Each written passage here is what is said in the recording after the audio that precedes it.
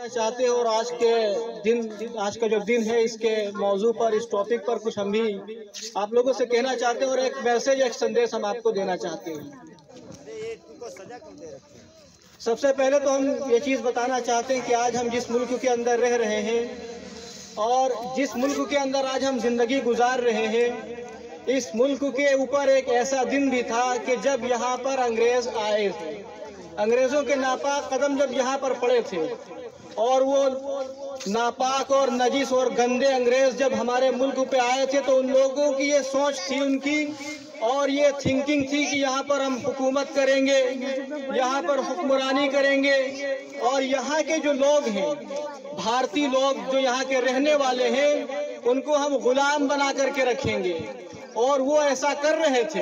यहाँ के लोगों को गुलाम बनाया, उनको अज़ियतें दी और उनको तकलीफ़ें दी, उनको तमाम मुसीबतों का सामना करना पड़ा यहाँ के रहने वाले, हमारे भारत के रहने वाले भाइयों को।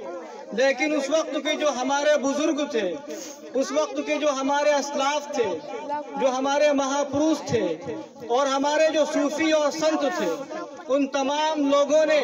इस बात का अहद किया कि हम गुलामी की जिंदगी नहीं गुजारेंगे। हम सब मिलकर एक साथ होकर और मुत्तहिद होकर अंग्रेजों का मुकाबला करेंगे, अंग्रेजों का सामना करेंगे और उनसे जिहाद करेंगे। उन लोगों ने इस चीज को जो है, इस चीज पर अमल किया और तमाम लोगों ने मुत्तहिद होकर, हिंदू, मुस्लिम, सिख, ईसाई, बुद्धिस्ट, जैनी और अनेक धर्म के लोगों ने मिलकर मुत्तहिद होकर अंग्रेजों का मुकाबला किया, उनका सामना किया और उनको यहाँ से भागने पर मजबूर कर दिया। इस मुल्क की आज़ादी के लिए हमारे बुजुर्गों ने, हमारे उलमा इकराम ने, हमारे सूफी और संत ने अपना खून बहाया है और जेल की सलाखों के पीछे रहना बर्दाश्त किया है और तमाम तकलीफों का सामना किया है,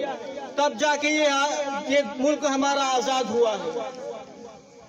और एक चीज मैं बताना चाहता हूं कि हमारे जो बुजुर्ग थे,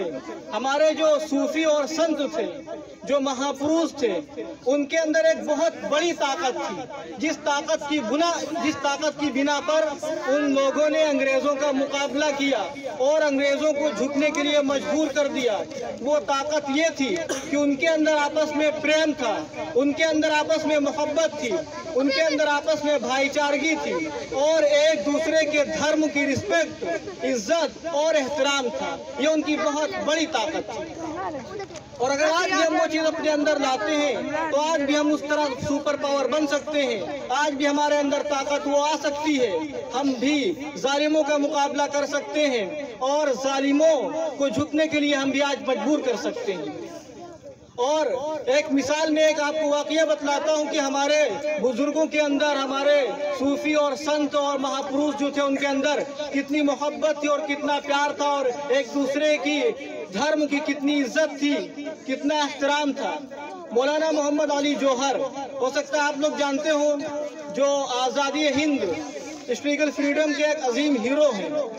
और इस मुल्क को आज़ाद कराने के लिए उनको 24 मरतबा जेल में जाना पड़ा। 24 मरतबा उनको जेल में जाना पड़ा और वो अपनी हिस्ट्री लिखते हैं कि एक बार वो अहमदाबाद की जेल के अंदर बंद थे, तो उस वक्त जो नमाज का वक्त होता था, तहज्जुद यानी तहज्जुद की जो नमाज होती है, जो सुबह के वक्त पढ़ी जाती है, सुबह से पहले, तो उस वक्त जो नमाज का वक्त जब हो जाता था तो मौलाना मोहम्मद अली जौहर लिखते हैं कि उनको जगाने के लिए महात्मा गांधी आते थे और कहते थे कि मौलाना आप उठिए, यह आपकी पैगंबर के नमाज का वक्त है। और जो है वो उठ के नमाज पढ़ते थे। तो बताने का मकसद ये है कि उनके अंदर कितनी मोहब्बत थी और कितनी भाईचारगी थी और एक दूसरे के धर्म की रिस्पेक्ट, इज्जत और कितना एहतराम था। तब जाके, जिसकी बुनियाद पर जाके ये हमारा देश आज़ाद हुआ था। हमारा देश आज़ाद हो चुका था, अंग्रेज यहाँ से चले गए थे, लेकिन एक कमी थी और एक चीज़ की ज़रूरत थी कि इस देश को, इस मुल्क को कैसे चलाया जाए, इसको कैसे आगे बढ़ाया जाए। और क्योंकि हर चीज़ को चलाने के लिए कुछ उसूल होते हैं اور کچھ قواعد ہوتے ہیں، کچھ قوانین ہوتے ہیں، کچھ ضابطے ہوتے ہیں۔ جیسے کہ پہلے کے دور میں قبائل ہوتے تھے تو قبیلوں کی اپنی اپنی الگ روایات ہوتی تھی، جس کی بنا پر وہ قبیلے چلتے تھے، اپنے اصول ہوتے تھے، جس اصولوں کو مان کر کے وہ سب وہاں پر نظام نافذ کیا جاتا تھا۔ اور اگر آج بھی ہم کوئی مشن لے کے چلتے ہیں، فار ایگزامپل اگر آج کوئی اسکول ہم کھولیں تو اس کے لیے اصول بنانے پڑتے ہیں کہ یہاں پر کن بچوں کا ایڈمیشن دیا جائے گا، کتنی ایج کے بچوں کا ایڈمیشن دیا جائے گا یا کتنی ایج کے بچوں کا ایڈمیشن نہیں لیا جائے گا۔ یا اور کہیں پر آپ دیکھ لیجئے، آپ میش کو دیکھ لیجئے، جاب دیکھ لیجئے یا کسی چیز کو دیکھ لیجئے، ہر ایک چیز کے اصول ہوتے ہیں اور ہر ایک چیز کے کچھ قوانین ہوتے ہیں جس کی بنیاد پر وہ چیز آگے بڑھتی ہے۔ تو اتنا بڑا ہمارا ملک یہ آزاد ہو گیا تھا اور یہ انگریزوں سے آزاد تھا، لیکن اس میں کمی یہ تھی اور ایک ضرورت تھی کہ یہاں کا سمویدھان بنایا جائے، یہاں کا دستور بنایا جائے، یہاں کے قوانین بنائے جائیں۔ یہ ایک بہت بڑی کمی تھی اور اس کمی کو جنہوں نے پورا کیا ان کا نام ڈاکٹر بھیم راؤ امبیڈکر صاحب ہے، کیونکہ ڈاکٹر امبیڈکر صاحب نے اس دیش کے لیے، ہمارے اس بھارت کے لیے اتنا بڑا کاریہ کیا، اتنا بڑا کام کیا، جس کی وجہ سے ہم آج بھی انہیں اپنا لیڈر مانتے ہیں اور ان کی رسپیکٹ کرتے ہیں۔ ہمارا یہ ملک آزاد ہو چکا تھا اور ڈاکٹر امبیڈکر صاحب کی محنت کی وجہ سے یہاں پر دستور نافذ ہو چکا تھا، سمویدھان بنایا گیا تھا اور آج کے دن 26 جنوری آج کے دن 1950 کو یہ دستور بنایا گیا تھا۔ 1947 کے بعد یہ بنا دیا گیا تھا لیکن نافذ کیا گیا تھا 1950 کو۔ اور جو دستور بنایا گیا ہے اس میں تمام دھارمک لوگوں کو یہ پرمیشن اور یہ اجازت ہے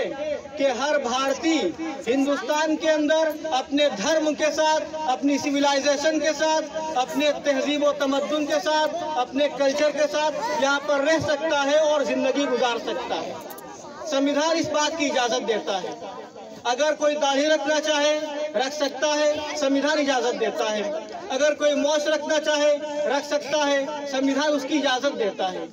اگر کوئی ٹوپی لگا کے ٹہلنا چاہے، ٹوپی لگانا چاہے لگا سکتا ہے کیونکہ سمویدھان اس کی اجازت دیتا ہے۔ اور اگر کوئی پگڑی باندھنا چاہے وہ بھی باندھ سکتا ہے، اس کی بھی سمویدھان اجازت دیتا ہے۔ اگر کوئی ماتھے پہ تلک لگانا چاہے وہ بھی لگا سکتا ہے کیونکہ سمویدھان اس کی اجازت دیتا ہے۔ تو ہمیں یہاں پر جو رہنا ہے وہ دستور کو مانتے ہوئے، وہ بھارت کے سمویدھان کو مان کر کے رہنا ہے، اس کو فالو کرنا ہے اور اس کو ہمیں قبول کرنا، اس کو ماننا، اس کے مطابق زندگی گزارنا ہے۔ اور ایک چیز میں آپ کو بتانا چاہتا ہوں عزیز دوستوں کہ ہمارے ملک کی جو خوبصورتی ہے اور جو سندرتا ہے اور جو بیوٹی ہے وہ یہ ہے کہ ہمارے اس ملک کے اندر ہندو، مسلم، سکھ، عیسائی، بدھسٹ، جینی اور انیک دھرم کے لوگ یہاں پر مل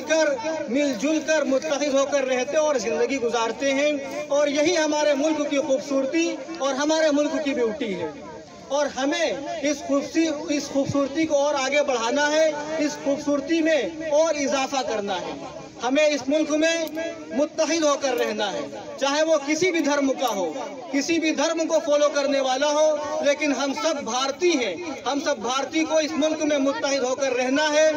اور متحد ہونے کے لیے ایک پلیٹ فارم ہے، ایک جگہ ہے جہاں پر سب کو اکٹھا ہونا پڑے گا، ایک پلیٹ فارم پہ سب کو آنا پڑے گا۔ وہ پلیٹ فارم یہ ہے کہ ہم جتنے بھی بھارت میں رہنے والے ہیں ہم سب بھارت کے کانسٹیٹیوشن کو، بھارت کے سمویدھان کو فالو کریں، اس کو مانیں اور اس کے مطابق زندگی گزاریں۔ جب ایسا ہم کریں گے تو ہمارے اندر اتحاد ہوگا، ہمارے اندر پریم آئے گا، ہمارے اندر محبت آئے گی۔ اگر اس کے خلاف ہم کوئی کام کر رہے ہیں، سمویدھان کے خلاف جا رہے ہیں یا سمویدھان کے خلاف کوئی قدم بڑھا رہے ہیں، تو پھر اس سے ظلم پھیلے گا، اس سے اتیاچار پھیلے گا اور اس سے پھر جو ہے دنگے اور فساد پیدا ہوں گے۔